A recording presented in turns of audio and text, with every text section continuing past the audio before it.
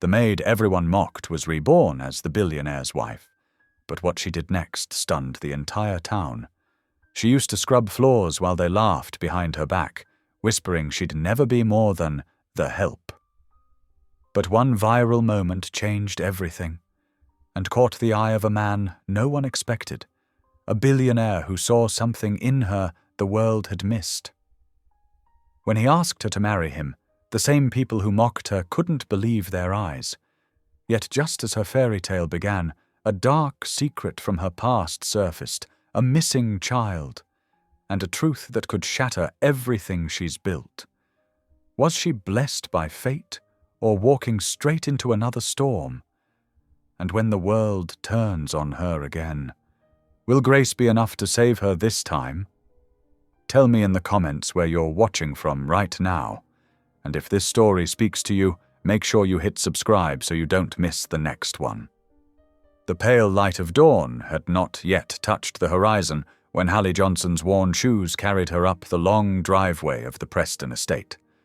Her breath formed little clouds in the chilly morning air as she made her way to the service entrance, her trusty cleaning supplies tucked in her weathered canvas bag. "Great is thy faithfulness," she hummed softly, her rich voice barely above a whisper as she unlocked the heavy door. The familiar notes of the old hymn brought comfort, as they had done countless mornings before. The grand house stood silent and dark, but Hallie knew every corner, every shadow like an old friend. She moved through the kitchen with practiced ease, setting down her bag and retrieving the floor polish from the supply closet. The marble floors of the main hall awaited her daily attention, a task she approached with the same care and dedication she'd shown for the past 15 years. "Lord, in the morning, thou shalt hear, my voice ascending high." She sang quietly, kneeling down to begin her work. The scent of lemon polish filled the air as she worked the cloth in steady circles across the cool stone. Each stroke was deliberate, each movement purposeful. To Hallie, even the simplest task could be an act of worship. The sun began to peek through the tall windows, casting long shadows across the freshly polished floor. Other staff members started arriving, their chatter echoing through the halls. 2 younger maids, barely in their 20s, passed by with their cleaning carts. "Look at her, still on her knees," one whispered, not quite quiet enough. "Probably praying the floors clean." Stifled giggles followed, but Hallie kept working, her movements never faltering. She'd heard worse over the years, and her mama had taught her long ago that some people's words said more about them than about the person they were mocking. The morning wore on, and Mrs. Preston's distinctive clicking heels announced her presence before she appeared at the top of the grand staircase. Her perfectly coiffed silver hair and tailored suit spoke of old money and careful breeding. "Hallie," Mrs. Preston's voice cut through the quiet like a knife. "You're still working on these floors? I expected them to be done an hour ago." Hallie stood carefully, her knees protesting after hours on the hard marble. "Yes, ma'am. I'm being extra thorough for the dinner party tonight." Mrs. Preston's lips thinned. "You're too soft, Hallie. Too slow. This world requires efficiency, not your endless fussing." She waved her hand dismissively. "Just finish up and move on to the dining room. And do try to work faster." "Yes, ma'am," Hallie replied, her voice steady and gentle. As Mrs. Preston walked away, Hallie sent up a silent prayer. "Lord, give her peace today." When lunch break came, Hallie gathered her simple meal, a peanut butter sandwich and an apple, and made her way to her usual spot on the back porch. The other staff ate in the kitchen, their laughter and conversation drifting through the windows, but Hallie preferred the quiet company of the garden and her prayers. "Thank you, Lord, for this food," she whispered, closing her eyes. "And thank you for the strength to serve with joy, even when joy seems far away." She took a bite of her sandwich, watching a cardinal hop among the rose bushes Mrs. Preston took such pride in. The afternoon brought new tasks, and as evening approached, Hallie found herself tackling the grand staircase. The wooden steps needed regular attention to maintain their gleam, and she took particular satisfaction in seeing them shine. Amazing grace, how sweet the sound. She sang softly as she worked, the words flowing naturally from her heart. That saved a wretch like me. Unknown to Hallie, a teenage girl, one of the guests arriving early for the dinner party, stood at the top of the stairs, phone raised and recording. The girl's perfectly manicured nails tapped quickly across her screen, adding a caption before uploading the video. OMG, the help thinks she's Whitney Houston. Cringe, embarrassing bush poor woman. But Hallie remained absorbed in her work and her song, unaware of the digital mockery being crafted from her private moment of worship. She finished the stairs just as the first dinner guests began to arrive, slipping quietly away to complete her evening tasks. Hours later, after the last guest had departed and the house settled into nighttime silence, Hallie gathered her things to head home. Her body ached from the long day, but her spirit remained peaceful. In the quiet of the service entrance, she paused to offer one final prayer. Thank you, Lord, for another day to serve. Thank you for the strength to work, for the air in my lungs, and for your constant presence. She smiled, adjusting her worn coat around her shoulders. And Lord, bless Mrs. Preston and all in this house. In Jesus' name, Amen. The walk home was cold but peaceful, stars twinkling above like distant diamonds. Hallie had no way of knowing that at that very moment, her quiet song was spreading across social media, gathering views and cruel comments. She simply made her way to her modest apartment, ready to rest before another day of service. In her small bedroom, she carefully hung up her work uniform and changed into her comfortable nightgown. The springs of her old mattress creaked as she knelt beside it for her nightly prayers, her knees cushioned by a worn quilted pad her mother had made years ago. Thank you, Lord, for another day's work. She whispered into the darkness. Thank you for the ability to serve, for the strength in these old bones, and for your endless grace. She climbed into bed, pulling her thin blanket up to her chin. Whatever tomorrow brings, I know you'll be there with me. The distant sound of traffic and the gentle hum of her ancient heating unit filled the quiet room as Hallie drifted off to sleep, unaware that by morning her private moment of worship would have travelled far beyond the Preston estate's marble halls. But even if she had known, it wouldn't have changed her prayers of gratitude. For Hallie Johnson had learned long ago that true peace came not from the world's approval, but from something far more lasting. Dawn crept over the Preston estate, painting the sky in gentle pinks and golds as Hallie arrived for another day's work. Something felt different this morning. Whispers followed her down the hallway, punctuated by poorly hidden snickers from the younger maids. As she hung up her coat in the staff room, two housekeepers quickly stopped talking and moved away, their eyes darting to their phones. Hallie straightened her uniform and touched the small cross pendant at her neck, a habit that had brought her comfort through many difficult days. Lord, she whispered, whatever this day brings, help me face it with grace. By 10 o'clock, the whispers had grown louder, and phones seemed to appear everywhere she went. In the kitchen, she overheard Lisa, one of the younger maids, speaking in hushed tones.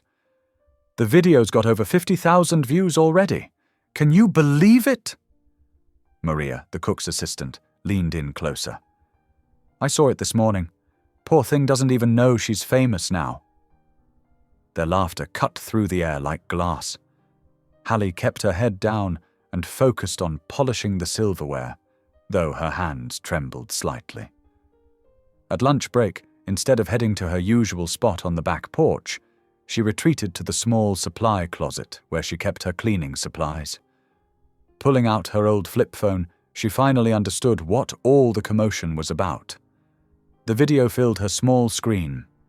There she was, on her knees at the grand staircase, singing Amazing Grace while she worked. The caption beneath it made her heart sink. OMGs, the help thinks she's Whitney Houston, cringed a much embarrassing Sark's poor woman. Comments scrolled endlessly beneath. Look at her raggedy uniform.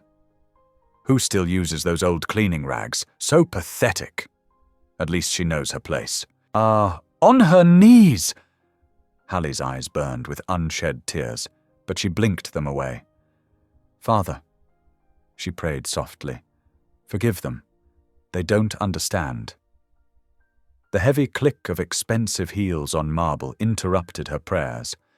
Mrs. Preston's voice cut through the air like ice. Hallie, come here immediately! Taking a deep breath, Hallie stepped out of the closet to face her employer.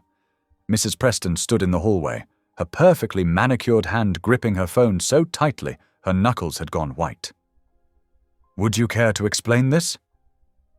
Mrs. Preston thrust the phone toward Hallie's face, the familiar video playing once again. Do you have any idea what this is doing to our family's reputation? People are saying we exploit our staff, that we're running some sort of religious sweatshop. I'm so sorry, Mrs. Preston. Hallie said quietly, though she'd done nothing wrong. I didn't know anyone was recording. Sorry. Sorry doesn't undo this disaster. Mrs. Preston's voice rose sharply. This video makes us look like terrible employers. And you, singing religious songs while working? What were you thinking? I meant no disrespect, Mom. The singing, it helps me focus on my work and reminds me to be grateful. Grateful? Mrs. Preston scoffed. For what? Scrubbing floors? Really, Hallie, this is beyond embarrassing. I expect you to maintain a professional demeanor from now on. No more singing, no more praying while you work. Do I make myself clear? Yes, Ma'am. Hallie's voice remained steady, though her heart ached. I understand. Good. Now get back to work. And Hallie? Mrs. Preston's eyes narrowed. If anything like this happens again, we'll have to reconsider your position here. The rest of the day passed in a blur of whispers and sideways glances. Hallie worked methodically, her usual hymns locked away in her heart rather than on her lips. When evening finally came, she trudged home to her small attic apartment, her shoulders heavy with the weight of the day's humiliation. The apartment was cold, the heating had been acting up again, but Hallie barely noticed. She sank to her knees beside her bed, pressing her forehead against clasped hands. Lord, she began, her voice breaking slightly. I don't understand why this is happening, but I trust you. If there's purpose in this shame, help me see it. If there's good that can come from this mockery, let it be done. And please, she paused, gathering strength. Please help me forgive those who find joy in my humiliation. As if in response to a prayer, her old phone began to buzz, then buzz again. And again. Messages poured in, hundreds of them. Some were cruel, calling her names that made her heart hurt. But mixed among the mockery were different voices. Your peace touched my soul. I haven't prayed in years, but watching you made me want to try again. My mother used to sing Amazing Grace while she cleaned. Seeing you reminded me of her love. You have more dignity in your quiet faith than all those making fun of you. Thank you for showing me what real grace looks like. Miles away, in a luxurious penthouse office, Dawson Preston sat at his desk, watching the viral video for the 4th time. The woman's gentle voice singing Amazing Grace stirred something deep within him. Memories of his mother singing the same hymn, of simpler times before money and power had corrupted his family's soul. He recognized the staircase. It was in his brother's house, now occupied by his widow. The same house where, years ago, he'd witnessed corruption that had driven him away from his family. The same house where he'd chosen silence over justice, wealth over integrity. Watching Hallie sing while she worked, her face serene despite her humble task, Dawson felt something he hadn't experienced in years, the sharp sting of conscience, the heavy weight of guilt, and underneath it all, a flicker of hope. Perhaps it wasn't too late to make things right. His finger hovered over the phone, hesitating for just a moment before pressing play again. The maid's voice filled his office once more. Amazing grace, how sweet the sound that saved a wretch like me. The words seemed to echo in his heart, stirring memories and regrets he'd long tried to forget. Who was this woman whose simple faith had reached through the screen to touch his hardened heart? And why did he feel such a strong urge to protect her from the very family he'd spent years trying to forget? The news spread through the Preston estate like wildfire on a warm Georgia morning. Dawson Preston was coming home.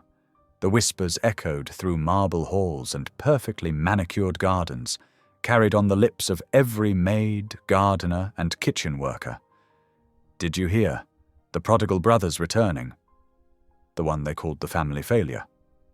Failure? Ha! He's worth billions now, more than his brother ever was. Hallie kept her head down as she polished the grand foyer's mirror, pretending not to hear the excited chatter around her. But her heart beat a little faster at the mention of his name. 25 years was a long time, but she remembered those nights clearly. A younger Dawson Preston sitting in the kitchen at 3 a.m, shoulders heavy with the weight of family expectations. She'd been new then, barely 20 years old herself, working the night shift. He'd looked so lost, so different from the polished Preston image. She'd made him coffee, strong and black, and listened as he spoke about his dreams of doing something meaningful with his life, something beyond the family's questionable business practices. The estate buzzed with activity as staff prepared for his arrival. Mrs. Preston barked orders at everyone, her usual composure cracking under the strain of hosting her late husband's estranged brother. Everything must be perfect, she insisted, inspecting every surface with critical eyes. He may have abandoned this family, but he's still a Preston. And now he's... She paused, her lip curling slightly. Successful. By mid-afternoon, the gravel drive crunched under the wheels of a modest black sedan, not the flashy entrance everyone had expected from a billionaire. Hallie watched from the window as she dusted the library shelves, her movements slowing as a tall figure emerged from the car. Time had painted silver at his temples, and lines of experience marked his face. But there was something familiar in the way Dawson Preston carried himself. That same quiet dignity she remembered from years ago. He wore a simple dark suit that probably cost more than she made in a year, but it was his eyes that caught her attention, still carrying that hint of melancholy she remembered. The staff lined up in the foyer, as was tradition for important guests. Hallie stood at the end of the line, hands clasped before her, eyes downcast as Mrs. Preston threw open the front doors. Dawson, what a surprise when you called. After all these years, Margaret. His voice was deeper than Hallie remembered, but still carried that gentle undertone. The house looks exactly the same. Well, we've maintained everything just as Charles would have wanted. Mrs. Preston's voice carried a sharp edge at the mention of her late husband. Dawson moved down the line of staff, nodding politely to each person. When he reached Hallie, she curtsied slightly, keeping her eyes lowered. Welcome home, Mr. Preston. There was a pause, longer than with the others. Thank you. His voice trailed off, and she could feel his gaze studying her face. You're Hallie Johnson, aren't you? She looked up, surprised. Yes, sir. A small smile touched his lips. You still make that wonderful coffee? Mrs. Preston's laugh cut through the moment like a knife. Really, Dawson, you remember the Maid's coffee after 25 years. Some kindnesses you don't forget, Margaret. His eyes never left Hallie's face. Sometimes they're the thing that keeps you going. The rest of the afternoon passed in a flurry of activity as Dawson settled in. Hallie went about her duties, trying to ignore the curious glances from other staff members. As evening approached, she was gathering linens from the garden furniture when she heard footsteps on the gravel path. "Hallie." Dawson's voice was soft in the gathering dusk. "Would you sit with me for a moment?" She hesitated, glancing toward the house. "Sir, I don't think—" "Please." He gestured to one of the wrought-iron garden chairs. "And it's Dawson. You used to call me Dawson, remember?" Carefully, she set down her linens and perched on the edge of the chair. The garden was beautiful at this hour, roses nodding in the evening breeze, but she could feel the weight of watching eyes from the house windows. "That coffee you made me," he began, settling into the chair across from her. "The night I told you I was leaving. Do you remember what you said to me?" Hallie folded her hands in her lap. "I said that sometimes God leads us away from comfort to find our true purpose." Those words stayed with me. He leaned forward slightly. "I've thought about them often over the years, especially when things were difficult. Your faith, it gave me courage when I needed it most. I'm glad if I helped in some small way, Sir Dawson." She corrected herself. "More than you know." He was quiet for a moment, watching the sunset paint the sky in shades of pink and gold. "I saw the video, Hallie, the one they posted of you singing." Heat crept into her cheeks. "Oh, your faith is still strong, isn't it, despite everything?" "The Lord has never failed me," she said simply. "Even in my darkest moments, He's been there." Dawson nodded slowly. "I lost my faith somewhere along the way, built an empire, but somehow lost myself in the process." He turned to look at her directly. "Watching you sing that hymn, it reminded me of what really matters. It's never too late to find your way back?" Hallie said softly. "No, I suppose it isn't." He smiled, but his eyes were sad. "I've come back to make things right, Hallie. There are wrongs in this family that need to be corrected." She shifted uncomfortably, aware of movement behind the house windows. "Sir, I should really get back to work. Mrs. Preston?" "Let me worry about Margaret." His voice was firm but kind. "You don't deserve the way they've treated you here." "Please," she said quietly, standing up. "I'm grateful for my position. I don't want to cause any trouble." "You've never caused trouble, Hallie. You've only ever shown grace." He stood as well, his tall frame casting a long shadow in the fading light. "Thank you for sitting with me. And thank you for that coffee all those years ago. It meant more than you knew." As Hallie gathered her linens and hurried back towards the house, she could feel Mrs. Preston's eyes boring into her from an upstairs window. But for the first time in years, she walked with her head held high, remembering a young man's grateful smile over a cup of coffee, and feeling the weight of his older self's respect in the garden's growing shadows. The evening air carried the sweet scent of jasmine, and somewhere in the distance, a mockingbird sang its evening song. In that moment, despite her unease, Hallie felt a familiar peace settle over her heart. The same peace she'd known all those years ago when she'd offered comfort to a troubled soul.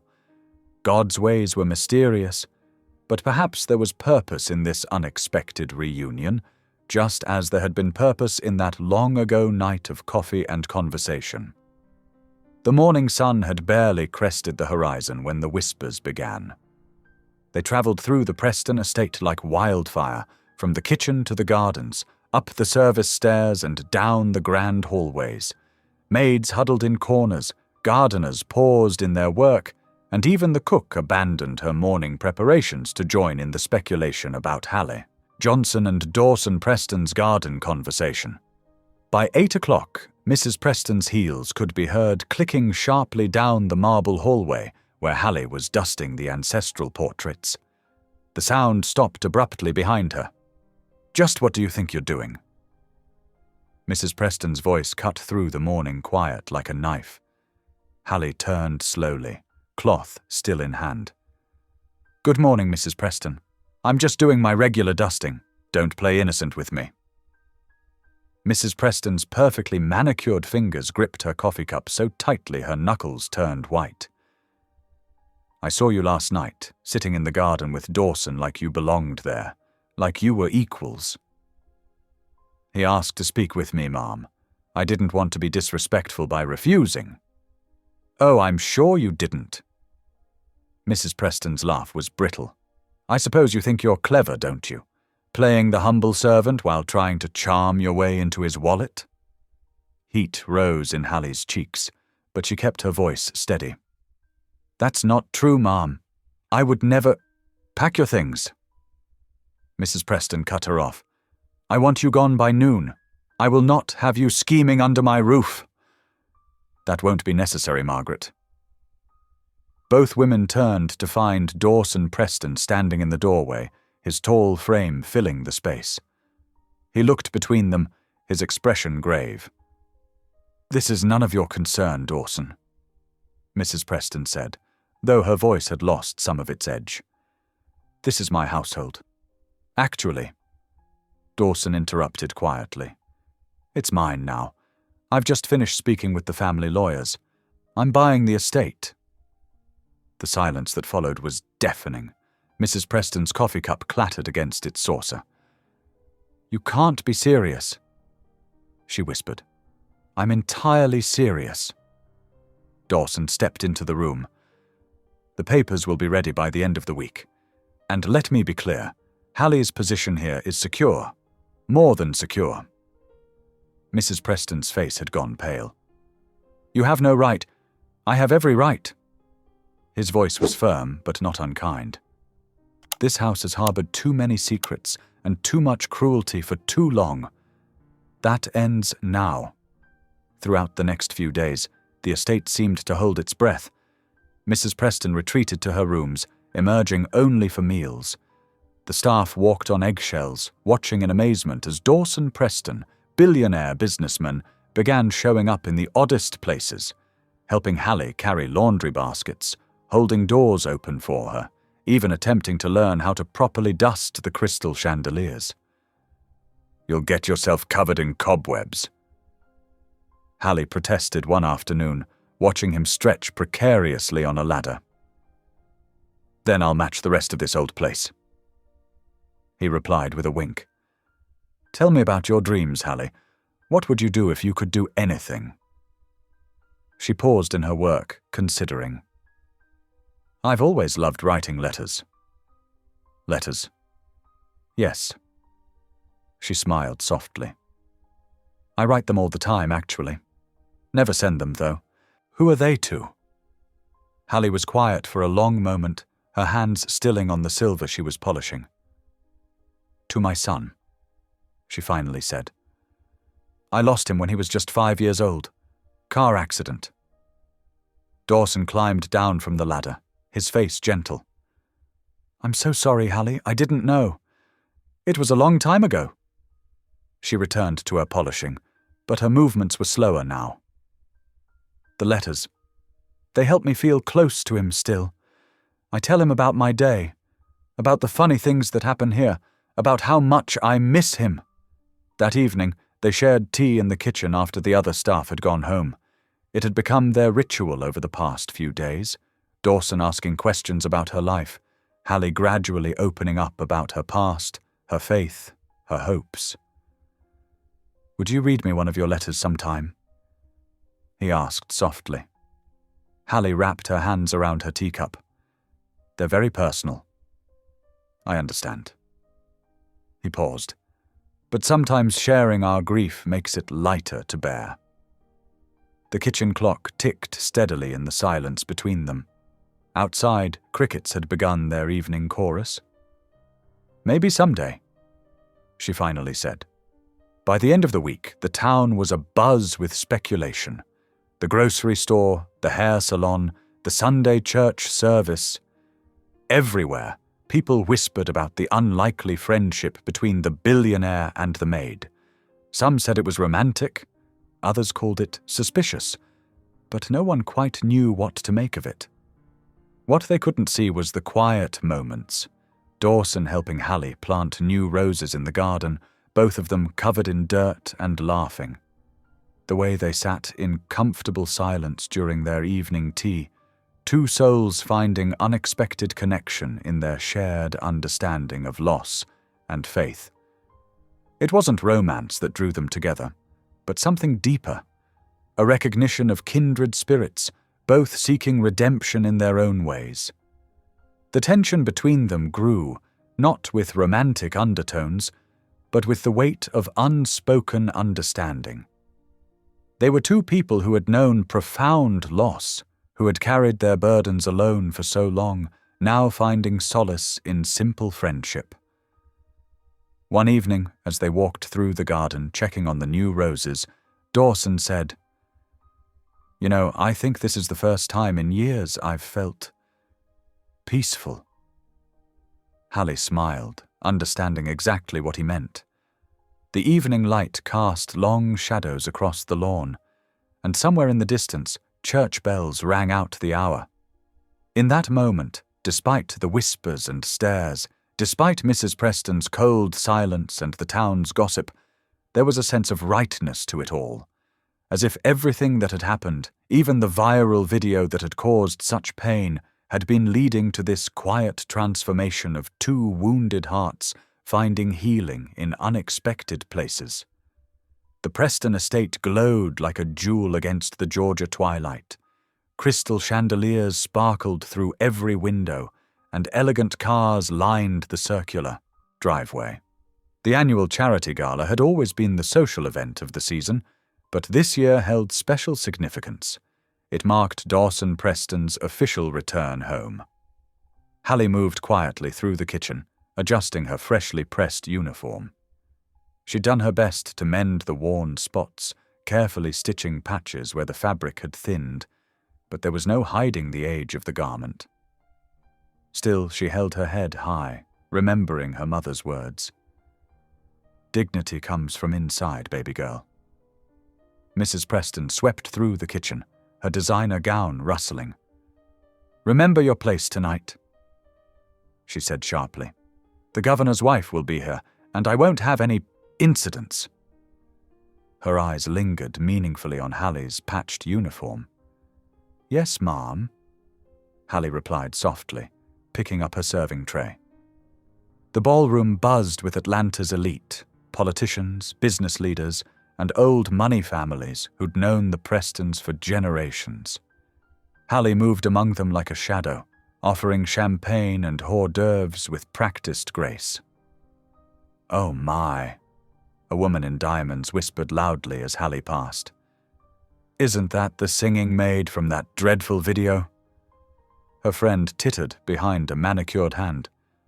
"Look at her uniform, all patches like a beggar. How embarrassing for the Prestons." "I heard she's been spending time with Dawson Preston." Another woman joined in. "Can you imagine? A billionaire and a maid?" Heat crept up Hallie's neck, but she kept her eyes forward, silently praying for strength. The silver tray trembled slightly in her hands as more whispers followed her around the room. "Bless her heart, she actually thinks she belongs here. Someone should tell her this isn't Cinderella." The cruel words cut deeper than Hallie wanted to admit.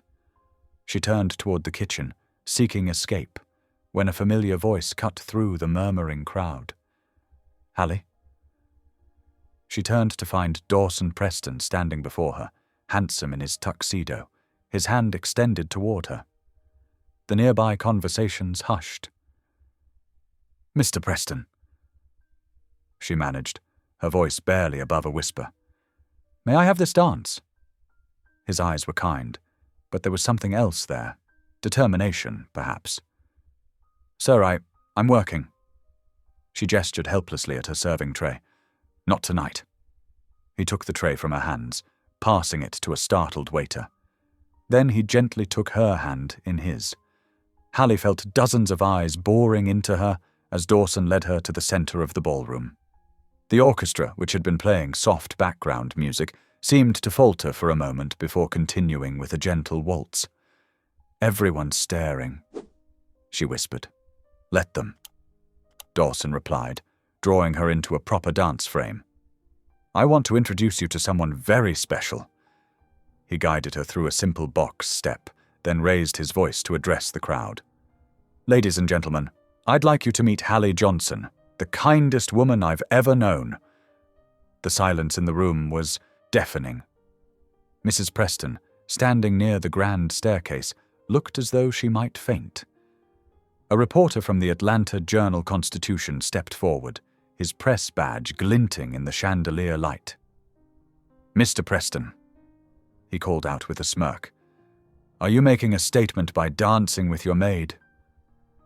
Dawson's hand tightened slightly on Hallie's waist. He smiled, but there was steel in his voice when he answered. "Actually, yes, I am making a statement." He paused, looking directly into Hallie's eyes. "I intend to marry her." The ballroom erupted in gasps and exclamations. Camera flashes exploded around them like lightning. Somewhere, Mrs. Preston made a strangled sound. Hallie's knees went weak.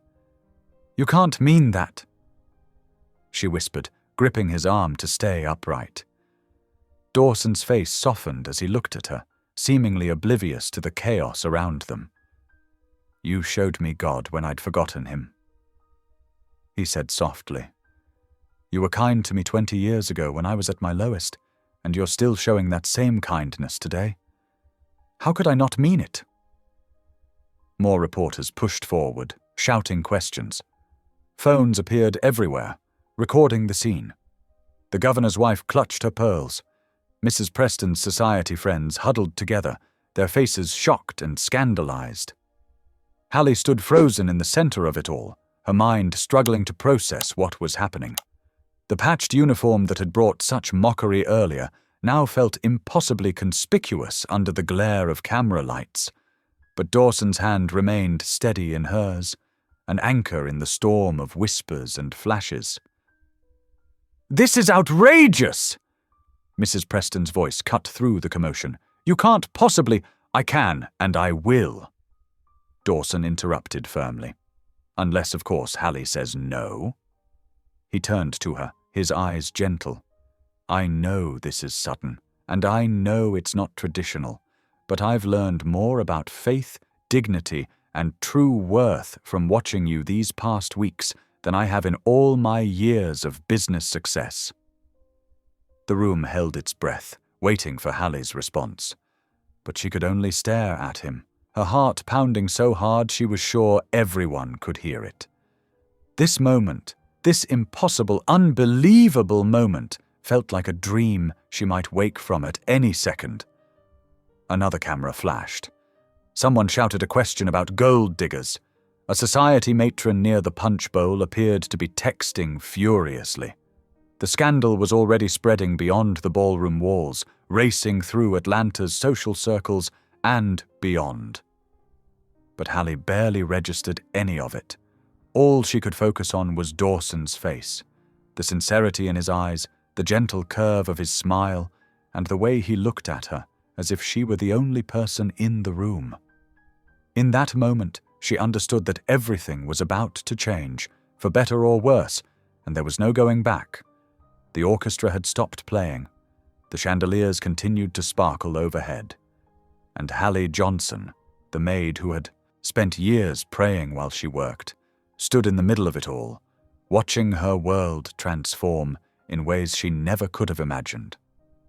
The news spread through Willow Creek like wildfire during the 7 days following Dawson Preston's shocking proposal. At Mabel's diner, the morning coffee crowd debated it over steaming mugs and buttered biscuits. Outside Thompson's general store, elderly men sitting on wooden benches shook their heads in wonderment. Even the Sunday church services buzzed with whispered conversations about the unlikely pair. "It's like something out of a fairy tale," said Mary Beth at the hair salon, rolling Mrs. Wilson's grey hair in curlers. "A billionaire and a maid. Can you imagine?"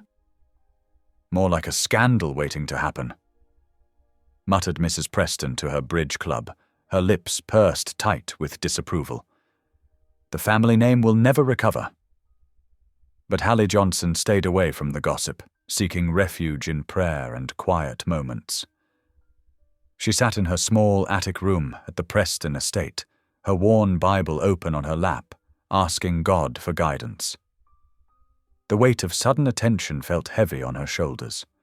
Dawson visited her daily, bringing her tea and sitting with her in the garden where they'd first reconnected. On the third day after his proposal, she finally voiced her fears. "I don't belong in your world," she said softly, watching a butterfly land on a nearby rose. "All those cameras, all those important people." Dawson took her hand, his touch gentle but firm. "This isn't about my world or yours," he said. "It's about faith, Hallie, about two people God brought together for his purpose." Her eyes met his, seeing the sincerity there. "Promise me something?" "Anything. Promise this won't become a circus. No big society wedding, no magazine covers, just us, God, and those who truly care." Dawson smiled, squeezing her hand. "I promise. We'll keep it simple and true, just like your faith." They chose the little white chapel on Maple Street for their wedding, the same one where Hallie had attended services for 20 years. Reverend Thomas, who had known Hallie through all her struggles, agreed to perform the ceremony. The morning of the wedding dawned clear and bright. Hallie stood in front of the mirror in the church's small bride's room, smoothing her simple cream-colored dress. She'd chosen it for its modest elegance, no beads or lace, just clean lines and quiet dignity. A soft knock came at the door. "Come in," she called. Miss Sarah, her only true friend among the mansion staff, stepped inside. Her eyes filled with tears as she looked at Hallie. "You look beautiful," she whispered, helping to pin the small cluster of white roses in Hallie's silver-streaked hair.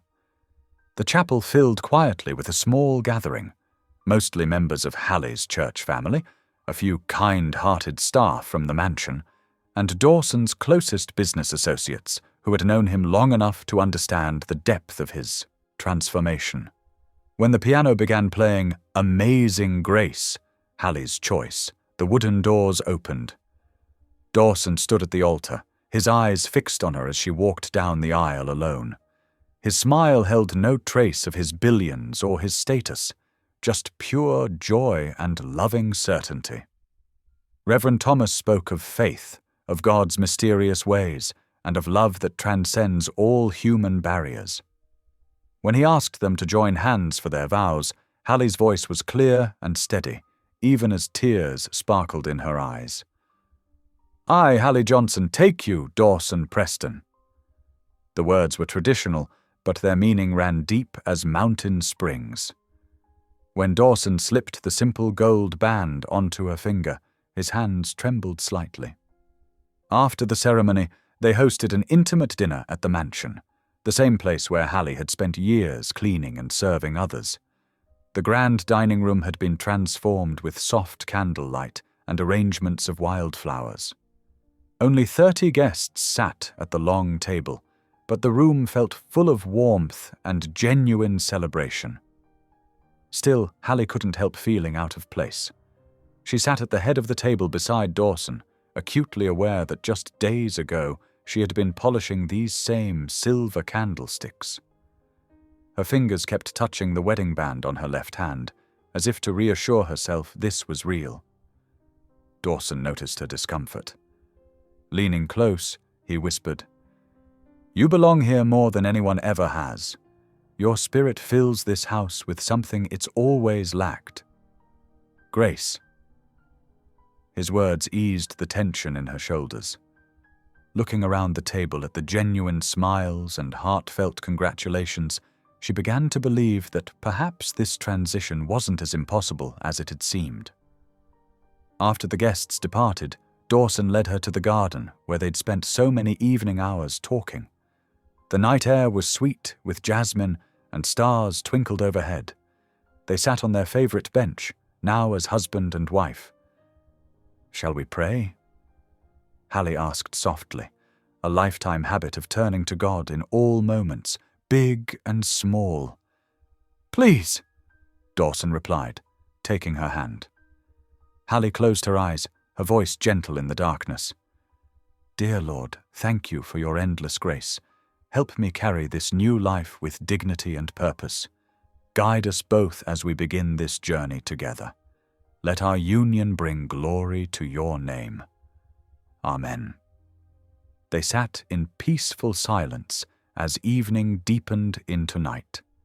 The same mansion that had once been the site of her humiliation now felt different, not because of its grandeur, but because of the love and faith that now filled its spaces. As the clock struck midnight, they retired to their chambers. Hallie changed into a modest nightgown, her movements still shy and uncertain in these luxurious surroundings. But Dawson's respectful patience and gentle manner helped her feel at ease. They lay side by side in the massive four-poster bed, talking softly about their hopes and dreams until sleep began to overtake them. Just before drifting off, Hallie whispered one more prayer of gratitude. The first light of dawn found them still hand in hand, its gentle rays painting the room in soft gold. Hallie woke first, as was her habit from years of early rising. For a moment she felt disoriented by the elegant surroundings. Then she felt Dawson's steady breathing beside her, and a deep peace settled over her heart. This was their beginning, not a fairy tale, but something far more precious, a union founded on faith, understanding, and genuine love. As the sun rose higher, casting warm light across their bed, Hallie watched her sleeping husband's face and thanked God for his mysterious ways. The morning birds began their song outside the window, the same birds she used to hear while polishing floors at dawn. But now, on this first morning as Mrs. Preston, their melody seemed to carry a new message of hope and possibility. The morning sun painted golden streaks across the marble floors of Preston Manor as Hallie made her way down the grand staircase. Her fingers traced the polished banister, the same one she had dusted countless times before. Now, as mistress of the house, each step felt surreal. "Good morning, Ma'am." Sarah, one of the younger maids, curtsied stiffly as she passed. The girl's tone carried a hint of forced politeness that made Hallie's heart ache. Just last week they had shared lunch breaks together in the kitchen. "Good morning, Sarah," Hallie replied warmly. "The roses you arranged yesterday were beautiful." Sarah's eyes widened slightly at the compliment, then quickly lowered. "Thank you, Ma'am," she murmured before hurrying away. These interactions played out dozens of times throughout Hallie's first week as Mrs. Preston. The staff she had worked alongside for years now kept their distance, their greetings mechanical and their eyes averted. The easy camaraderie of the servants' quarters had been replaced by an invisible wall of propriety. Each morning, Hallie found solace in the rose garden. She would settle onto the white iron bench, her worn Bible open in her lap as dawn painted the sky in soft pastels. The familiar words of Scripture brought comfort as she adjusted to her new role. Be humble and gentle, be patient, bearing with one another in love. She read aloud from Ephesians, letting the verses wash over her like a healing balm. By mid-morning, she would make her way to the kitchen. Despite Dawson's gentle protests that she should rest and enjoy her new position, Hallie insisted on overseeing the daily operations. She found purpose in planning menus, checking inventories, and ensuring everything ran smoothly. "Mrs. Preston," Mrs. Collins, the head cook, would say with careful formality, "we have everything under control here." "I know you do," Hallie would reply with a smile, "but I miss the kitchen's warmth." On her third day as mistress of the house, she arrived early to bake fresh cinnamon rolls, just as she had done every Wednesday for the past decade. The familiar motions of kneading dough and spreading butter brought comfort. When the staff arrived to find her dusted with flour, their shocked expressions slowly softened into tentative smiles. The nights proved challenging. Used to physical exhaustion from years of manual labor, Hallie found it difficult to sleep in the massive master bedroom. The silk sheets felt too smooth, the stillness too complete. Often she would slip from bed, careful not to wake Dawson, and pad quietly through the darkened halls. It was during one such midnight wandering that she discovered Dawson in his study, bent over his desk. Warm lamplight spilled across architectural drawings spread before him. "Can't sleep either?" she asked softly from the doorway. He looked up, his face lighting with warmth at her presence. "Come see this." He beckoned. Hallie moved closer, studying the detailed sketches. "Is this a shelter?" "A women's shelter," Dawson confirmed, pulling her gently onto his lap. "With job training facilities, childcare, counseling services, everything needed to help women get back on their feet." Tears pricked at Hallie's eyes as she traced the lines on the paper. "It's beautiful." "I've been thinking," Dawson continued, his arms encircling her waist, "about starting a foundation, the Grace Restored Foundation, to support working women, single mothers, those who need a second chance. Like me, once upon a time." Hallie whispered, "You're my inspiration." He pressed a kiss to her temple. "Your strength, your faith, your dignity through everything life threw at you. That's what I want to honor." Over the next few days, they spent hours discussing plans for the foundation. Hallie's practical experience and understanding of real needs perfectly complemented Dawson's business acumen and resources. Their partnership deepened as they worked together, their different backgrounds creating a perfect balance. The town, however, remained skeptical. Whispers followed Hallie whenever she ventured into Willow Creek for errands. Ladies who had once ordered her around now gave tight-lipped smiles and hurried past. The local paper ran a thinly veiled critical piece about unusual marriages and social climbing. But within the privacy of their home, a gentle love bloomed. Dawson's tender consideration showed in countless small ways: the way he pulled out her chair at meals, how he sought her opinion on business matters, his proud smile when introducing her to associates. One particularly trying day, after an uncomfortable encounter with Mrs. Preston's former social circle at the market, Hallie returned home feeling drained. She found fresh flowers on her bedside table and a note in Dawson's precise handwriting. "Your worth far above rubies." Proverbs 31:10. As the week drew to a close, Hallie rose early as always, wrapping herself in a soft robe. She made her way to the kitchen, brewing coffee just as she had done thousands of times before. The rich aroma drew Dawson from his study, where he had been working since dawn. They sat together on the terrace, watching the sun paint the sky in brilliant oranges and pinks. Steam rose from their coffee cups as birds began their morning songs in the garden below. "Are you happy?" Dawson asked softly, his eyes studying her face. Hallie considered the question carefully. "I'm grateful," she answered finally. "And hopeful. The rest will come with time and prayer." He reached across the table to take her hand, his thumb brushing over her wedding ring. "We'll build something meaningful together," he promised. "Something that will help others find the grace you've shown me." She squeezed his hand in response, her heart full. The morning light caught the diamond on her finger, sending sparkles dancing across the table. It was a new day, full of possibility and purpose.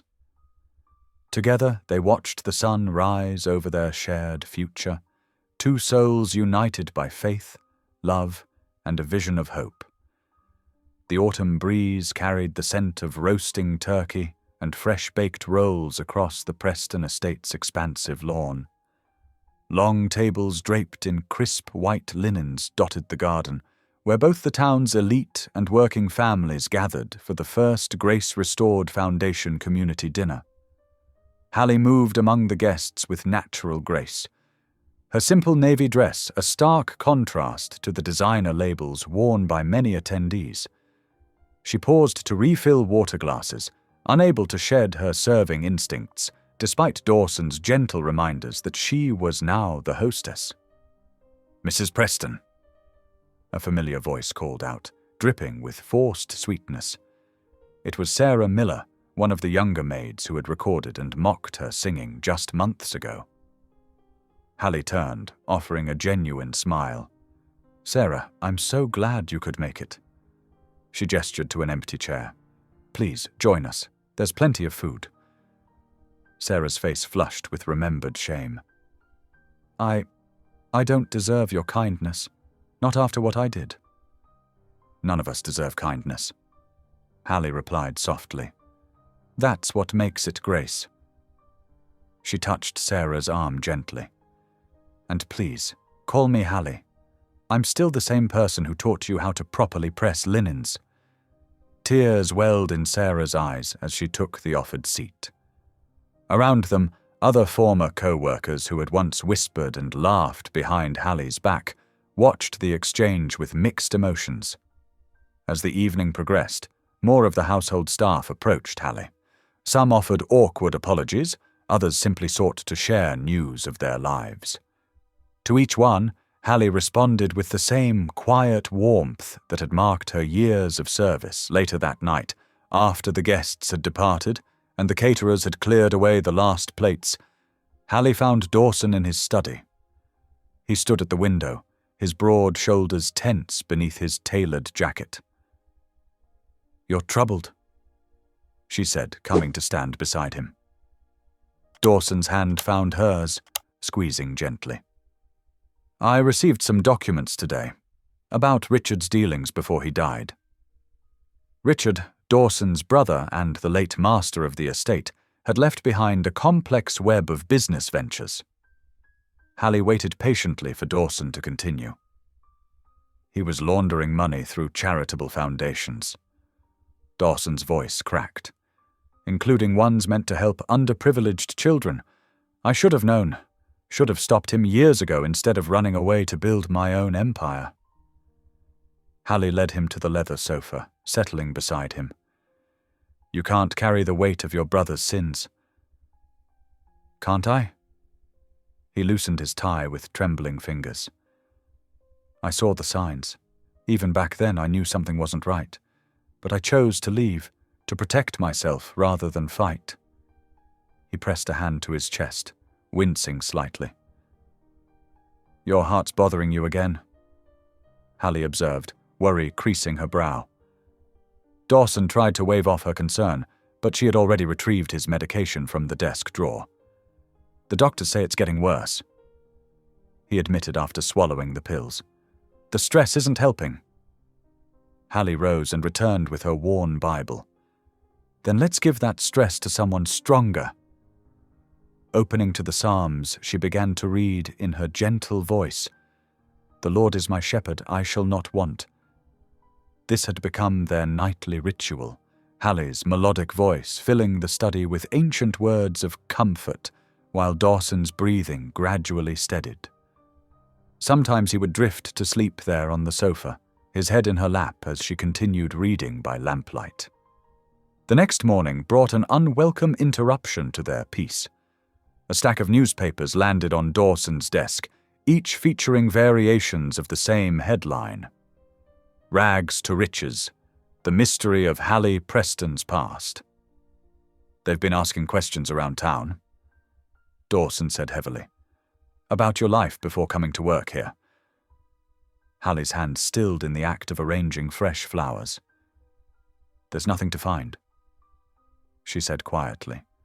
"Just an ordinary story of hardship, like so many others." But one reporter had found something. A name buried in decades-old court records. Caleb. A child, barely 2 years old, taken by his father in the night. police reports filed but never followed up. A mother's desperate prayers seemingly lost to time. The article didn't make the connection yet, but the questions had begun. Who was Caleb? What happened to Hallie Johnson's missing son? Dawson watched his wife's face carefully as she read the article. "You never told me," he said softly. "Some wounds are too deep for words." Hallie replied, her fingers tracing the printed name. "I've prayed for him every day for 23 years, that he's safe, that he's loved, that somehow God would let me know he's all right." Dawson gathered her into his arms as tears finally broke through her careful composure. "We'll find him," he promised, "whatever it takes." "No." Hallie straightened, wiping her eyes. "If God wants him back in my life, he'll make a way. I won't have reporters digging through his life, disturbing whatever peace he's found." Her quiet dignity in the face of this revelation only deepened Dawson's love and respect. That evening, they hosted another community dinner, Hallie greeting guests with her usual grace, despite the morning's newspapers clutched in many hands. This time, the conversations were more subdued, colored by sympathy and curiosity. But Hallie maintained her focus on others, listening to their stories, offering encouragement, and directing discussion toward the Foundation's goals. As autumn deepened, the Preston estate became known not for its scandals, but for its open doors. Weekly dinners brought together people from all walks of life.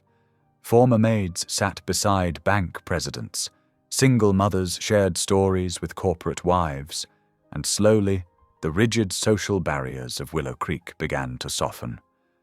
Through it all, Hallie and Dawson's relationship deepened into something precious and rare. Their evenings in the study became a sanctuary of peace, where pretenses fell away and healing flowed through shared prayers and quiet understanding. Yet beneath the surface of their contentment, two currents ran deep. Dawson's failing heart, which troubled him more frequently despite his attempts to hide it, and the mystery of Caleb, a name that hung unspoken in the air, waiting for God's perfect timing. Each night, as Hallie read from the Psalms, her voice carried both gratitude for present blessings and hope for future restoration. And in those moments of sacred quiet, both she and Dawson found strength to face whatever tomorrow might bring.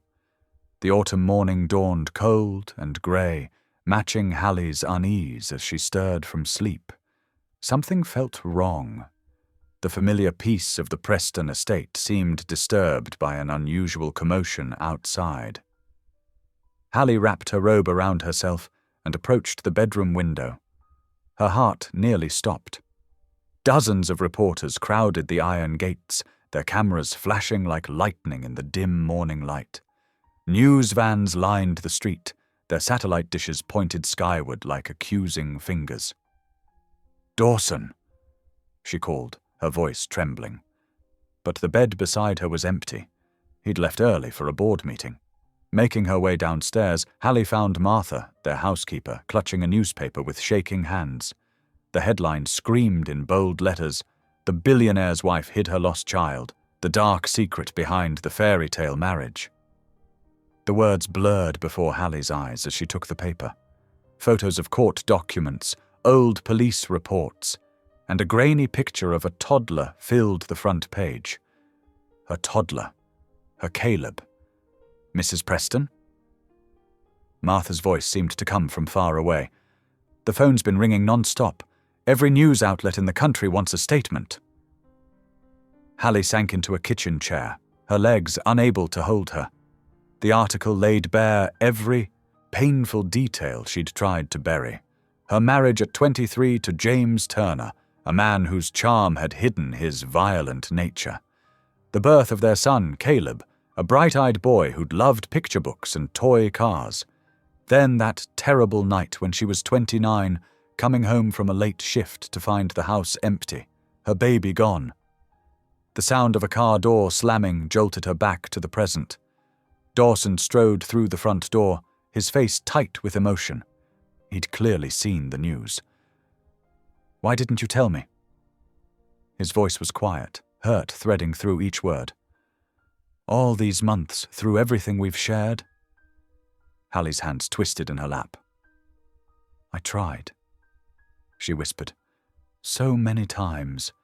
But the words wouldn't come. It was like speaking them would make it all real again. She forced herself to meet his eyes. "James, my first husband. He'd been drinking that night. We'd fought about money again. I had to work an extra shift at the diner, and when I got home..." Her voice broke. They were gone. All of Caleb's things, every photo, like they'd never existed. Dawson sank into the chair across from her, his face a storm of emotions. "The police. Said they couldn't do anything, called it a domestic dispute." Bitter tears slid down her cheeks. "I hired private investigators with every penny I could save. Searched for years. James had family in Canada. I thought maybe..." She shook her head. "The trail went cold. Eventually I had to choose between keeping my sanity or keeping the search alive." Dawson's fist crashed against the table, making her jump. 16 years, he said, his voice raw. 16 years you carried this alone." "I learned to live with it," Hallie said softly. "To trust that God had a purpose, even if I couldn't see it. But I never stopped praying for my boy." Outside, the reporters' shouts grew louder. Someone was reading the article through a megaphone, speculating about criminal charges, questioning Hallie's character. The cruel words filtered through the windows like poison. Dawson's phone buzzed constantly. His company's stock was dropping as investors reacted to the scandal. Board members demanded damage control.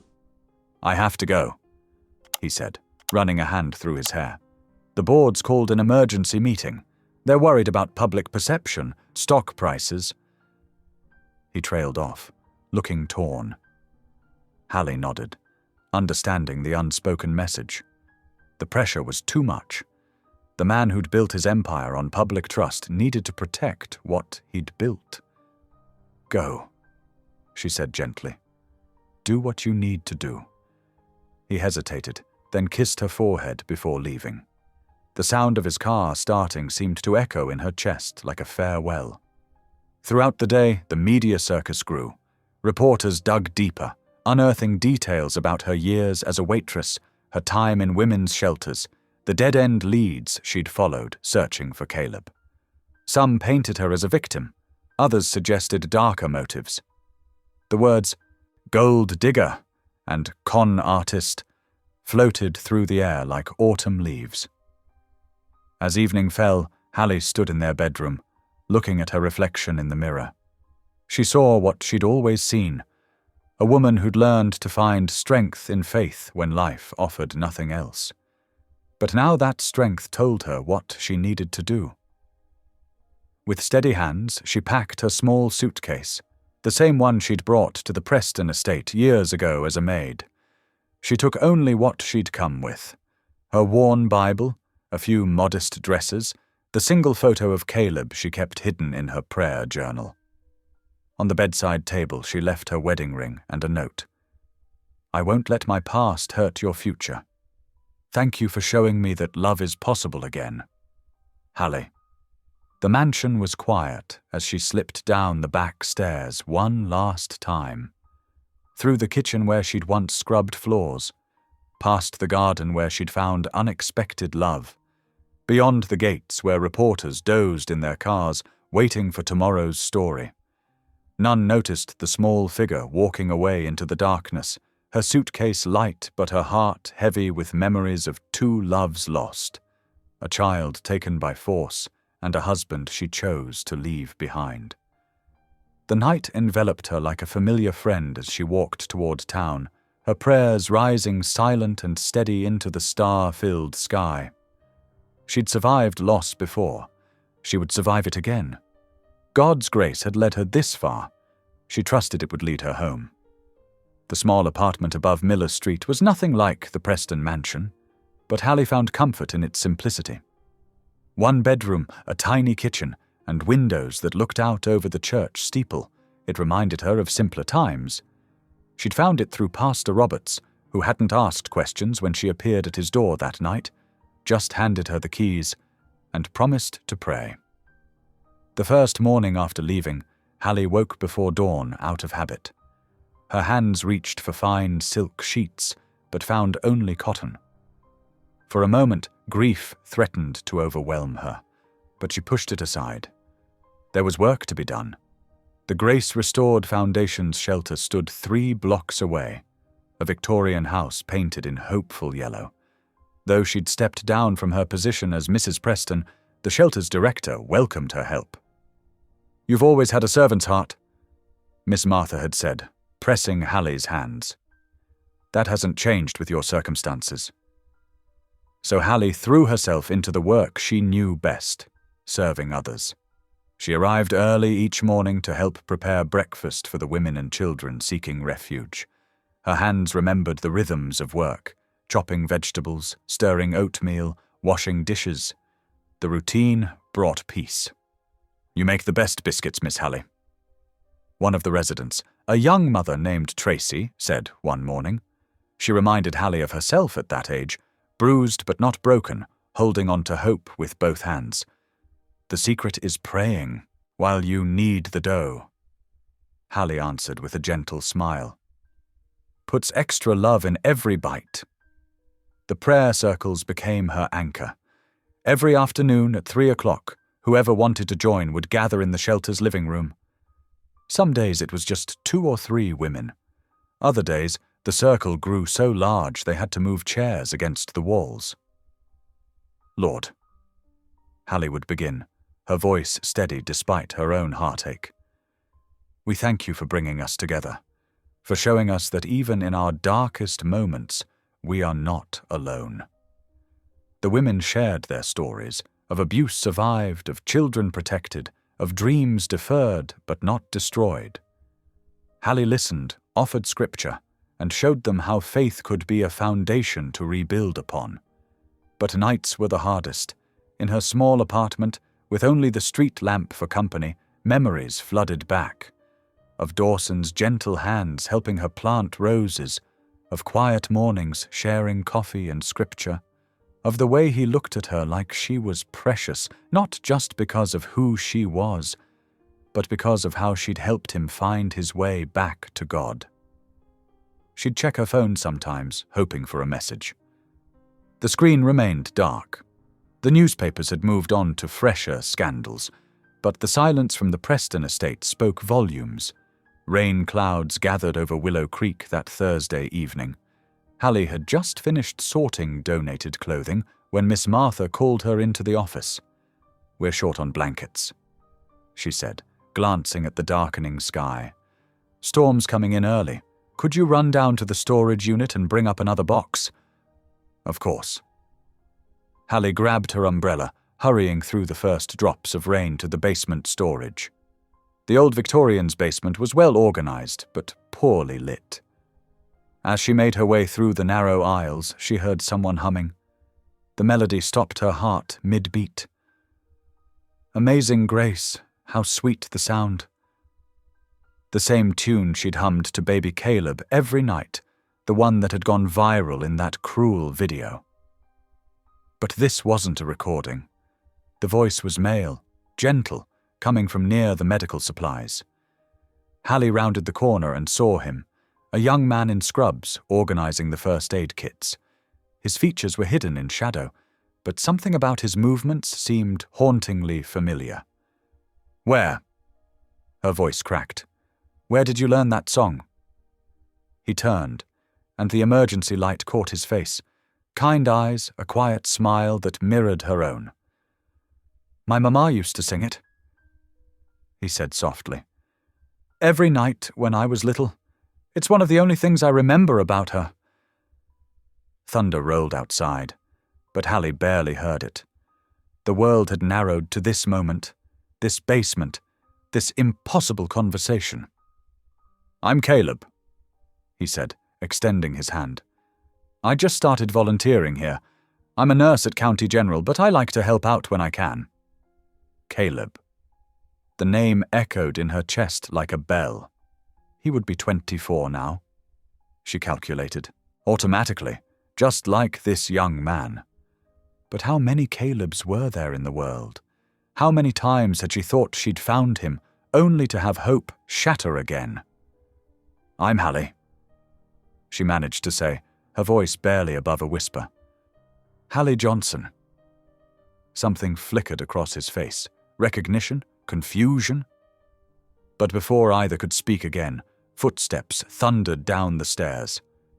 Ms. Johnson. It was Tracy. The roof's leaking in the children's room. We need those blankets right away. Reality crashed back. The storm, the shelter, the women who needed her. Hallie grabbed the box of blankets, her hands trembling. It was nice meeting you, Caleb said, that same gentle smile playing at his lips. Maybe we'll sing together sometime. Yes, Hallie whispered. Maybe we will. She carried the blankets upstairs, her mind whirling with possibilities and prayers.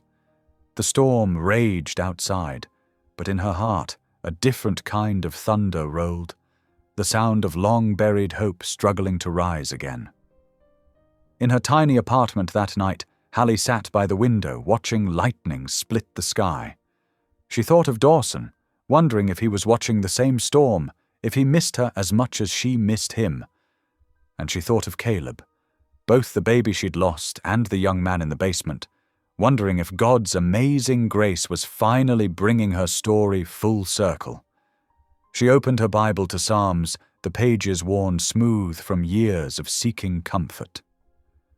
The Lord is close to the broken-hearted, she read aloud, her voice mixing with the rain, and saves those who are crushed in spirit. Outside, the storm showed no signs of letting up, but Hallie Johnson had weathered storms before. She'd learned that sometimes the darkest clouds brought the greatest blessings. So she did what she'd always done. She prayed, she trusted, and she waited to see what grace would bring with the dawn. Morning light filtered through the shelter's windows, casting long shadows across the worn linoleum floor. Hallie had barely slept, her mind replaying the encounter in the basement over and over. That hymn, that smile, those familiar eyes. Could it really be him? She moved through her morning tasks in a daze, measuring coffee grounds and setting out breakfast for the shelter's residents. Her hands trembled slightly as she arranged donated muffins on a tray. Every few minutes she caught herself glancing at the basement door, wondering if Caleb would return for his morning shift. You seem distracted today, Miss Martha noted, touching Hallie's arm gently. Everything all right? Yes, Hallie said softly. Just thinking about someone I met yesterday. Around 10 o'clock she heard footsteps on the stairs. Caleb appeared, wearing fresh scrubs and carrying his medical kit. Their eyes met across the room, and Hallie's heart skipped a beat. Good morning, Miss Johnson, he said politely, but there was something questioning in his gaze. Taking a deep breath, Hallie gathered her courage. Would you like to join me for lunch? In the kitchen? Her voice wavered slightly. I always cook extra for the volunteers. Caleb's face brightened. I'd like that very much. The morning crawled by. Hallie kept busy, but her mind raced with questions. She prepared a simple meal of chicken soup and cornbread, comfort food that reminded her of happier days. At noon, they sat at the small table in the shelter's kitchen. Sunlight streamed through the window, highlighting the nervous energy between them. This is delicious, Caleb said, breaking the silence. Reminds me of what I imagine home should taste like. Hallie's hands clasped tightly in her lap. Could you tell me about your childhood? She asked softly. If you don't mind sharing. Caleb set down his spoon, his expression thoughtful. It's complicated. I don't remember much from when I was very young. Just fragments, really. He paused, stirring his soup absently. I know my mother's name was Hallie, like yours. Funny coincidence, isn't it? Hallie's heart thundered in her chest. And your father? He disappeared when I was little. We moved around a lot before that. Caleb's voice grew distant. I remember being scared, but also there was this blanket, blue, with initials embroidered in the corner. It made me feel safe. The soup bowl clattered as Hallie's hands began to shake. The initials, she whispered. Were they CJ? Caleb's head snapped up, his eyes wide. How did you know that? Hallie stood slowly, her legs unsteady. Wait here, please. She hurried to her small office, where she kept her most precious possessions in a locked drawer.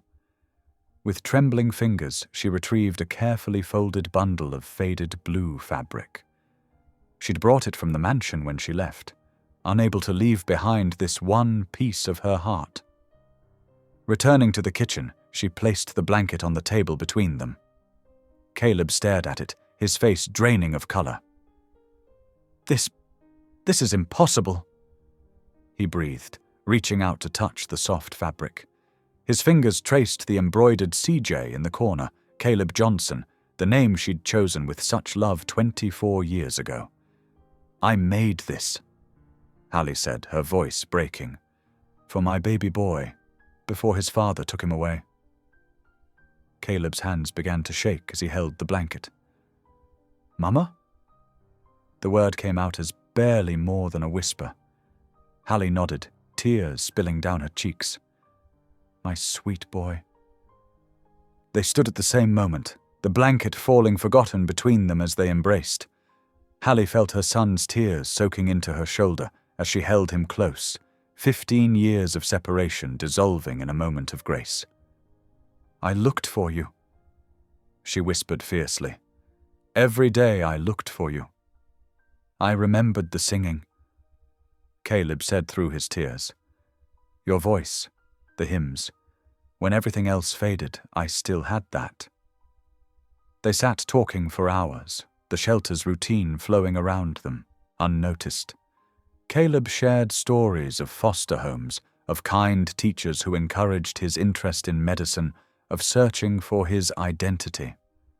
Hallie filled in the gaps of his early years, his first steps, his favorite toys, the prayers she'd never stopped saying for his safety. After your father took you, she explained, wiping fresh tears. I reported it to the police, but he'd already crossed state lines. They said without proof of danger to you, they couldn't do much. I hired private investigators when I could afford it, but the trail always went cold. He abandoned me at a gas station when I was 9. Caleb revealed quietly. I ended up in the foster system. They tried to find my family, but... He shook his head. I guess he'd changed our names, covered his tracks too well. But God knew. Hallie said softly. All these years, through everything, he knew where you were, and he brought you right here to this shelter.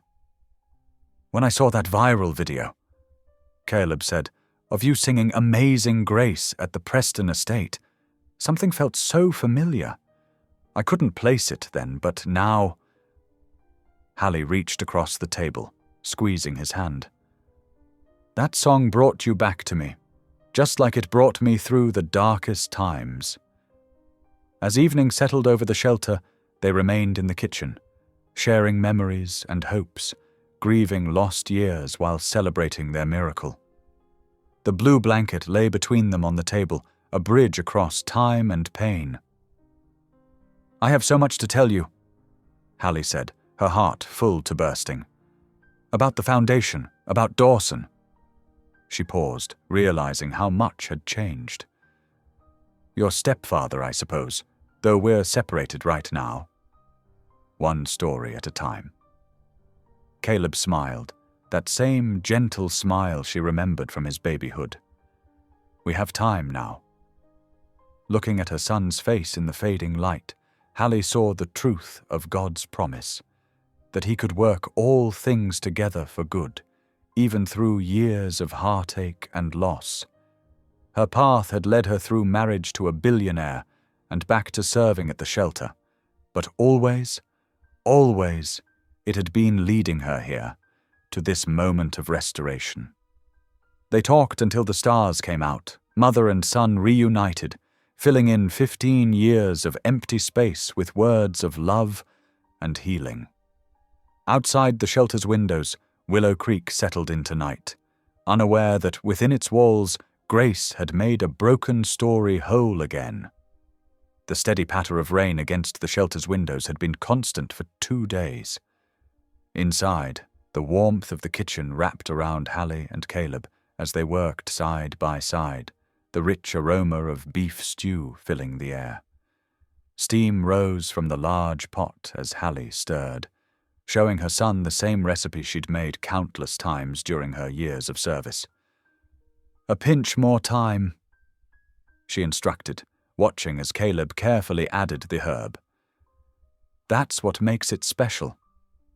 The shelter's dining room buzzed with quiet conversation as women moved in and out, setting tables for the evening meal. Many had noticed the change in Hallie over the past 2 days, a new light in her eyes, a deeper peace in her smile.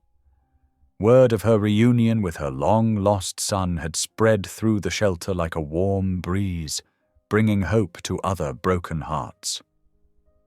"Did you always love cooking?" Caleb asked, chopping carrots with precise, careful movements, the same way he handled medical instruments during his nursing shifts. "Always." Hallie nodded, her heart swelling at sharing this simple moment with her son. "Even in the hardest times, cooking brought comfort. I used to imagine cooking for you all those years." The shelter's front door chimed, but neither of them looked up, absorbed in their work. Footsteps approached the kitchen, accompanied by the squeak of wet shoes on linoleum. Then a familiar voice, rough with emotion, broke the peaceful scene. "Hallie." She turned, the wooden spoon frozen in her hand. Dawson Preston stood in the kitchen doorway, his usually impeccable appearance disheveled. His silver hair was untamed, his jaw dark with stubble, and his expensive suit was soaked from the rain. But it was his eyes that caught her attention, red-rimmed and filled with a desperate sort of hope. "Margaret called me," he said softly, referring to one of the shelter's board members. "She told me about your son." Hallie felt Caleb step closer to her side, protective and uncertain.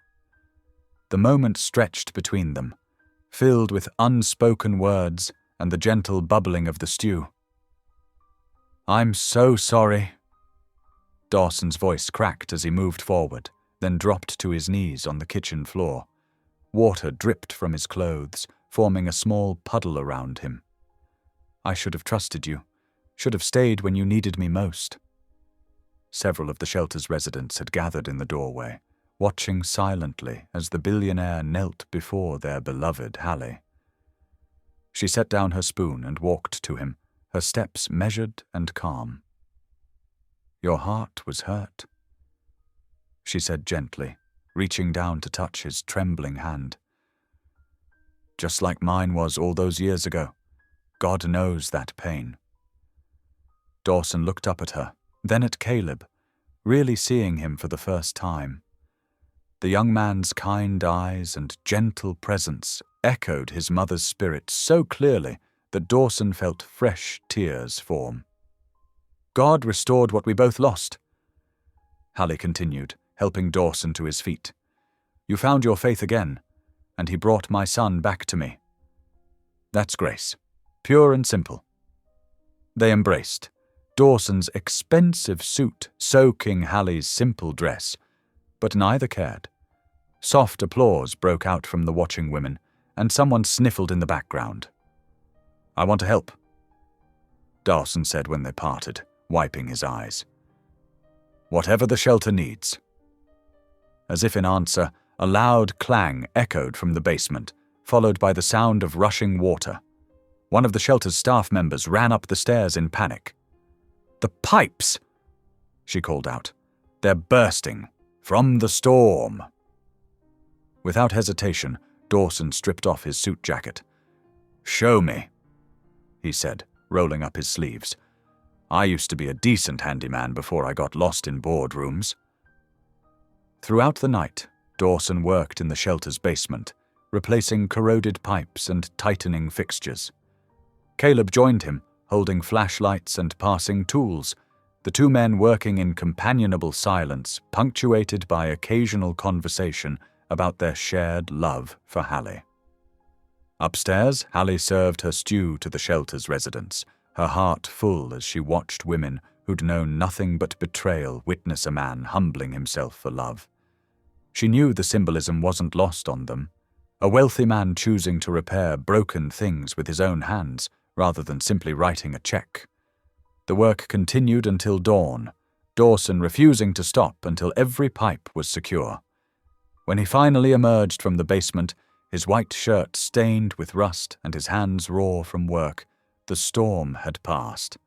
Hallie stood at the shelter's back door, watching the sun break through clouds for the first time in days. Golden light spilled across puddles, making them shine like mirrors. Dawson came to stand beside her, and Caleb joined them, the three of them forming a new kind of family in the fresh morning light. "Welcome home," Hallie said softly, taking both their hands in hers. Above them, a rainbow arched across the clearing sky. God's ancient promise of restoration made new again in the heart of Willow Creek. The transformation of the Preston estate began on a Monday morning in early autumn. Workers arrived with blueprints and tools, ready to convert the mansion's 32 rooms into spaces of healing and hope. Hallie stood on the sweeping front lawn, watching as Dawson directed the crews with enthusiasm she'd never seen during his business meetings. "The East Wing will be classrooms," he explained, pointing to the architectural plans spread across a folding table. "We'll need plenty of natural light in there. And the old ballroom, that's perfect for group therapy sessions and community gatherings." Hallie walked through the familiar halls, remembering all the hours she'd spent cleaning them. Now, instead of polishing marble floors, she was designing programs to help women polish their lives. The irony wasn't lost on her. "What do you think about converting the formal dining room into a cafeteria?" Caleb asked, his nurse's mindset already focused on practical needs. He'd taken a leave from his hospital job to help establish the Foundation's medical clinic. "That's perfect." Hallie nodded, running her hand along the expensive wallpaper that would soon be replaced. "And we'll need a play area for the children. Somewhere safe and bright." The renovation took 6 weeks. Each day brought new changes as crystal chandeliers gave way to practical lighting, and delicate antiques were carefully packed away to make room for comfortable furniture. Mrs. Preston's precious silk curtains were donated to a museum, replaced by cheerful cotton drapes that let in sunlight. Word spread through Willow Creek about the Preston estate's transformation. At first, people whispered behind their hands, scandalized that such an historic home would become a shelter.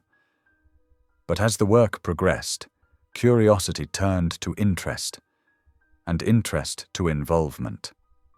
One morning, Hallie arrived to find Sarah Beth Miller, who'd once mocked her singing, standing nervously at the front gate. "I heard you might need volunteers," Sarah Beth said, unable to meet Hallie's eyes. I'm good with children, if that helps." Hallie smiled warmly. "We're starting a daycare program for working mothers. Come on in, I'll show you around." More volunteers followed. The local quilting circle donated handmade blankets. The high school's woodshop class built bookshelves. The garden club replanted the formal gardens with vegetables and healing herbs. Even the mayor's wife, who'd once snubbed Hallie at social events, organized a furniture drive. Caleb thrived in his new role, setting up a free clinic in what had been the mansion's private theater. His gentle manner put nervous patients at ease, and his medical expertise earned respect from local doctors who began offering pro bono services. "You're just like your mama," an elderly volunteer told him one day. "Got that same way of making folks feel seen." Dawson threw himself into the work with passionate dedication. He spent hours in meetings with contractors, lawyers, and social workers, ensuring everything met proper standards. But he was happiest when rolling up his sleeves to help with hands-on work, painting walls, assembling furniture, or fixing plumbing issues. "You've changed him," Caleb told Hallie one evening as they watched Dawson teach a young boy how to repair a bicycle. "He's not just writing checks anymore, he's giving himself." Hallie nodded, her heart full. God's grace does that, makes us want to pass it on. The day before the official opening, Hallie walked through the transformed mansion alone. The grand staircase where she'd been filmed singing now displayed children's artwork.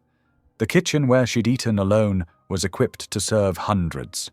The attic room where she'd prayed through lonely nights would house a young mother and her newborn. Tears filled her eyes as she remembered all the hurt and humiliation these walls had witnessed. But like the building itself, those memories were being transformed into something beautiful. The dedication ceremony drew hundreds of people. Chairs filled the front lawn where Hallie had once pulled weeds. News cameras captured the moment as Dawson officially signed over the property to the Grace Restored Foundation. "This isn't just a building," he said in his speech. "It's a testament to the power of one woman's faith. Hallie taught me that true wealth isn't in what we own, but in what we give." When it was Hallie's turn to speak, she stepped to the podium with quiet confidence. The same people who had once looked down on her now leaned forward to catch every word. "I spent 15 years cleaning this house," she began, her voice clear and strong. "Every stain I scrubbed became a lesson in grace. Every floor I polished showed me that the lowest place can become a mirror of God's love." She paused, looking out at the crowd. "This foundation isn't about erasing the past, it's about transforming it. Just like those marble floors, we all have stains and scratches. But with care and patience, even the deepest marks can become part of a beautiful new story." Dawson stood beside her, clutching her hand with pride and gratitude. Caleb watched from the front row, his eyes shining with tears. The autumn sun caught the mansion's windows, making them glow like beacons of hope. "Welcome," Hallie concluded, "to Grace Restored, where every woman who walks through these doors will find what I found, that no life is too broken for God to make new." The applause was thunderous. As people rose to their feet, Hallie saw faces that had once sneered now wet with tears. Former critics pressed forward to volunteer. Old barriers of class and status crumbled in the face of shared purpose. That evening, as the last visitors departed, Hallie stood in what had been Mrs. Preston's formal parlour, now a cosy welcome centre. Tomorrow these rooms would fill with women seeking refuge and renewal. Children would play where crystal figurines once gathered dust. Hope would echo through halls that had known only judgment. Dawson came up beside her, slipping his arm around her waist. "Are you ready for this new chapter?" Hallie leaned against him, watching the sunset paint the walls gold. "I've been ready since the first day I cleaned these floors," she said softly. "I just didn't know it then." Through the open window came the sound of Caleb's voice, singing Amazing Grace as he arranged medical supplies in the clinic. The same hymn that had once brought mockery now rose as an anthem of transformation, floating through rooms that would never be the same.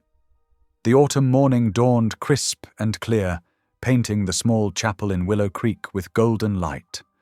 Through stained glass windows, sunbeams scattered like jewels across wooden pews, worn smooth by generations of faithful worshippers. The same humble sanctuary where Hallie and Dawson had first exchanged vows now buzzed with quiet anticipation. Women and children from the Grace-Restored Foundation filled the chapel, their faces glowing with joy. Many wore hand-sewn dresses made in the Foundation's new skills program. Some carried babies wrapped in blankets from the shelter's nursery.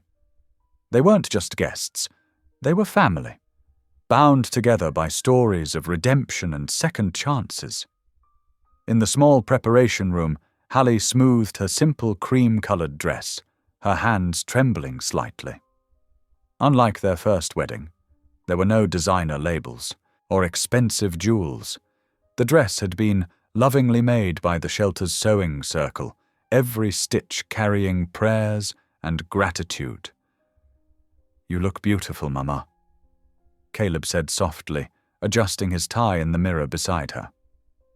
At 29 years old, he carried himself with quiet dignity, his gentle manner a mirror of Hallie's own.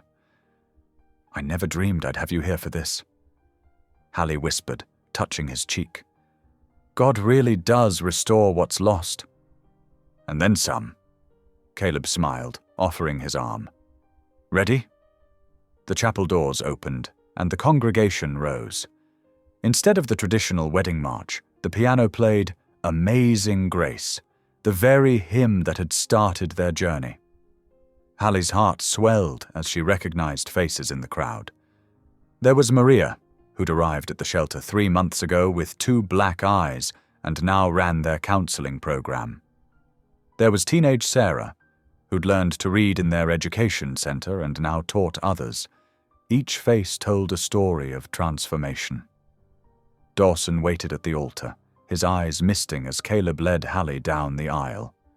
He'd insisted on wearing a simple dark suit rather than anything flashy, understanding now that true worth had nothing to do with outward appearance. The past months had changed him profoundly. The driven businessman had become a servant leader, often found fixing leaky faucets or reading stories to shelter children. Near the altar stood a small table with their new rings. Carved from local oak by artisans in their job training program, the bands bore a simple pattern of intertwined leaves, representing growth, renewal, and the strength found in helping others. They'd chosen to replace their expensive original rings with these humble symbols, understanding that true value came from meaning, not materials. The pastor, the same one who'd married them before, smiled warmly at the gathered congregation. "We're here today to witness something rare and beautiful, not just the renewal of wedding vows, but the celebration of how God's grace can transform lives beyond our wildest dreams." Hallie and Dawson faced each other, hands clasped. The morning light caught the silver in Dawson's hair, earned through months of dedicated service. His face had softened, the sharp lines of ambition replaced by laugh lines from countless joyful moments with their extended family of residents. "Hallie," Dawson began, his voice thick with emotion, "I thought I knew what love was when I first married you.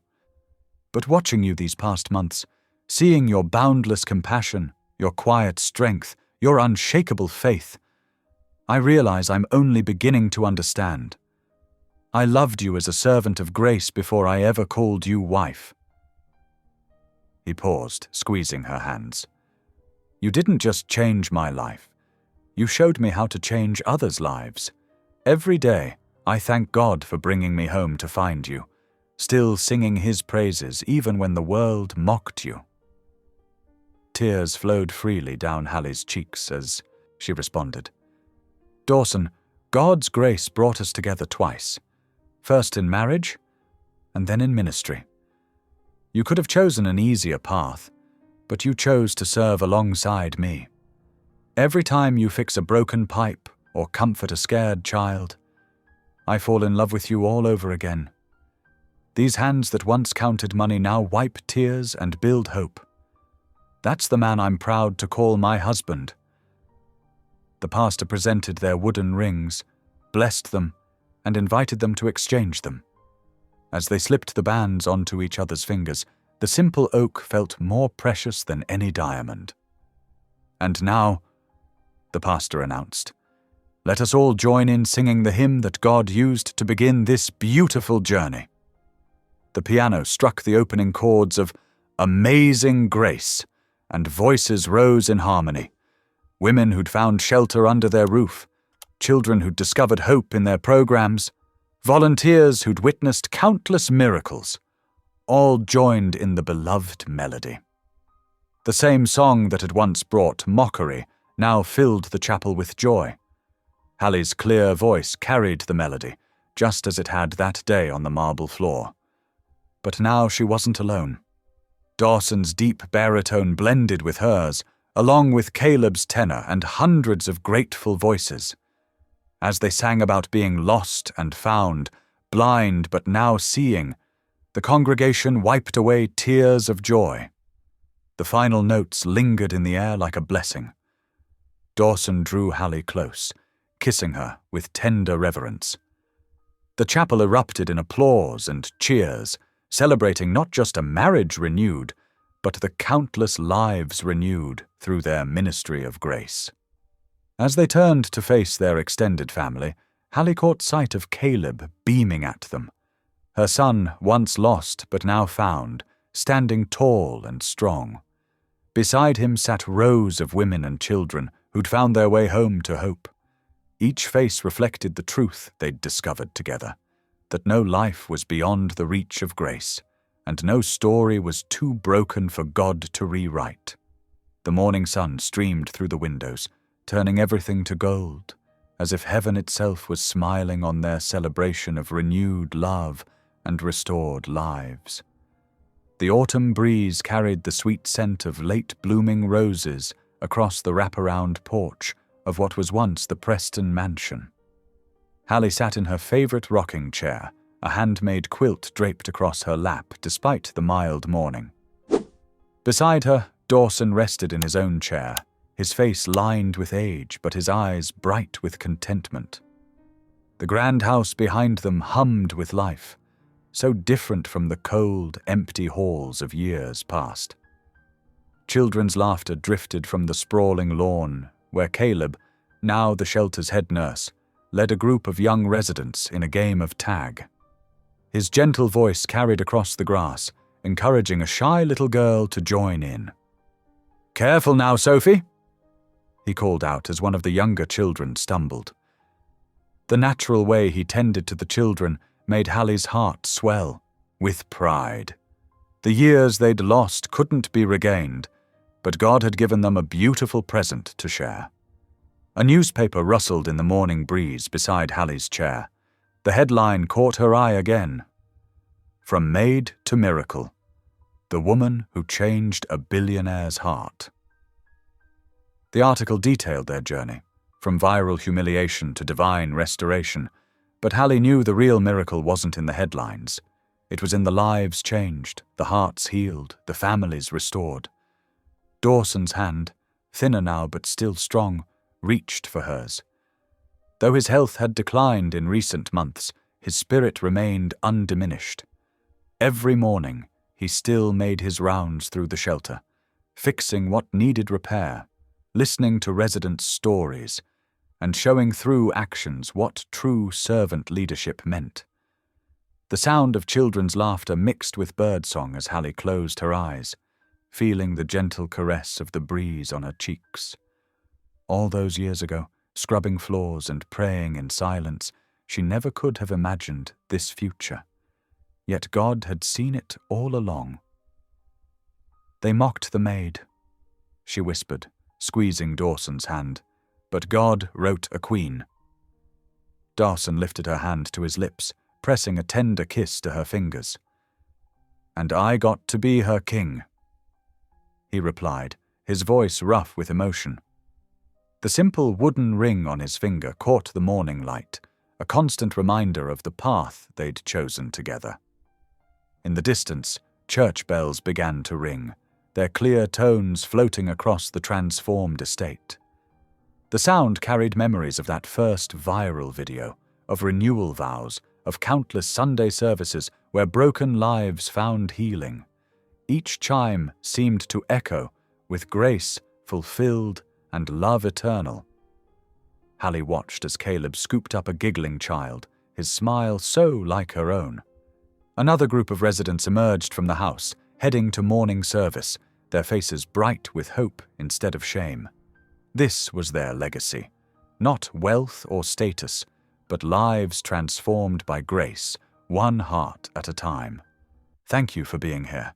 If something in this story stayed with you, I'd love to see you again. Subscribe, and tomorrow I'll bring you another story crafted with heart.